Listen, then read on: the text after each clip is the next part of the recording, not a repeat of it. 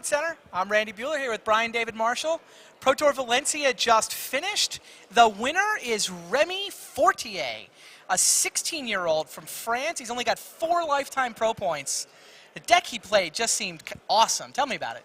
Well, if you were following the Magic Online Premier events leading up to this tournament, there was a blue, black, white, green control deck.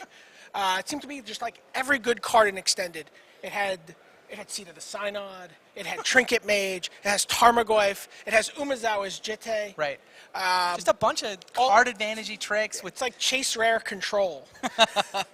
So countertop Goyf, I think is the best name they're I've seen calling for it. I like Chase Rare control. I might Chase try Rare to make control? that stick. Worth a try. So Remi Fortier, through to the finals, he took on Andre Mueller, who was also a German player. Had a great weekend playing an Enduring Ideal variant, also based on a Magic Online deck. Once again, PEs rear their ugly head.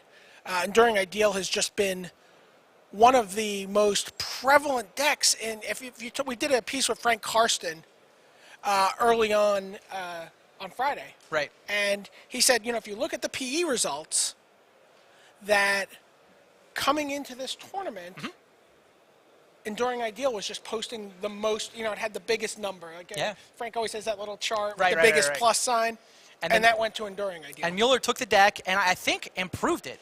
He took out some of the sort of schizophrenia of the deck, took out the whole Insidious Dreams, Draco Explosion thing, just made it a really tight deck, put in put in fetch lands. He looks at so much more of his deck than the previous incarnations of this deck were able to. They're kind of like, hopefully I get there. That was enough to get him through to the finals, but Fortier was the guy who took the $40,000 home. The thing I think this Pro Tour may be most remembered for, though, is the flood. Day one of the Pro Tour was canceled. There was a torrential rainstorm on Thursday night. 2 o'clock in the morning, everybody, all the employees, the staff, the WotC staff that's running the event, staff meeting at 2 in the morning. The event has got like 6 inches of water covering everything. What are we going to do? They wound up canceling day one, compressing the Pro Tour into 2 days. They ran 10 rounds on Saturday, 3 more rounds of Swiss Sunday morning. Top 8 happened in the afternoon, but by the time we got to Saturday and Sunday, the sun was out. All everybody could talk about was the tournament in the extended format. Yeah, don't let the rain from that one day make you think San Diego's jealous of Valencia. That's a bold statement. The town did seem awesome, and the Spanish Magic player turnout was crazy. They were getting 300 people in PTQs, 400 people in Friday Night Magic. Just an awesome scene for playing Magic. So, Flood may have canceled day one, but it's still a great event. Great couple of champions. The other news, I think, is the Player of the Year race. We're coming into this thing, and I think the story on the Player of the Year race is no news is good news for Tomohiro Saito. Yeah, there were 4 players who seemed to have a really great shot at either catching up or creating some distance. Everybody seemed to it looked like Paul Cheon was going to... Yeah, he made a run on day one. He was going to make a run after both Saito and Kenji faltered. But it wasn't there for him either. So the 2 Japanese superstars failed to make day 2, pick up 3 points apiece. So you still got Saito first, Kenji just 2 points behind him. But nobody else took advantage of that opportunity. Nobody jumped up into the top couple.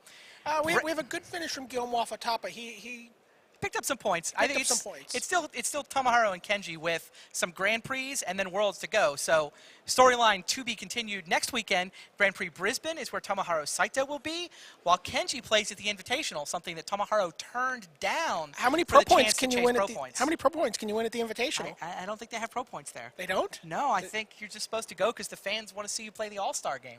What would Kenji do? He would forsake a chance to maintain parity in the Player of the Year race. That'll be the story next weekend. Be interesting to see what Saito can get done in Brisbane. And then a couple more Grand Prix. All of this, though, feeds into Worlds. This Pro Tour season is coming to a head in New York. The World Championships are coming up the first weekend of December. And big announcement today, you may not be playing in Worlds, but if you go play side events, you can win a car.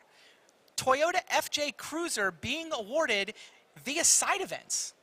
Crazy. I don't think we've ever had a prize this big, anything other than the Pro Tour itself. Not that I can think of. I've had a ton of players come up to me and say, hey, what's the last chance qualifier for Worlds? How do I qualify for Worlds?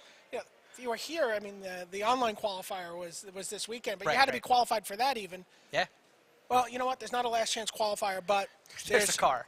There's a $30,000 truck on the line at Worlds. You can get there through side events. You can get there through the Northeast Challenge, the weekend before Thanksgiving, November 18th, all over the Northeast. There'll be a bunch of tournaments. That can get you into the tournament on Sunday.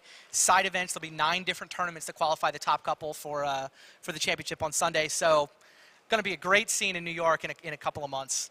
If you're anywhere in the Northeast or want to schedule a vacation for New York, come out for the World Championships. Brian will be there. I'll be there. Pro Tour Valencia has been a lot of fun. Randy will be getting inducted into the Hall of Fame there.